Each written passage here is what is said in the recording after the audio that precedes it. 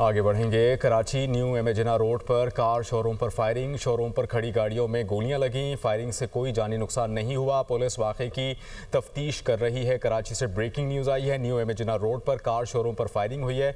इस मुतालिक मजीद अपडेट ले लेते हैं। सालिक शाह कराची से हमें ज्वाइन करेंगे। सालिक, पुलिस क्या वाक़े पर बताती है इस पर?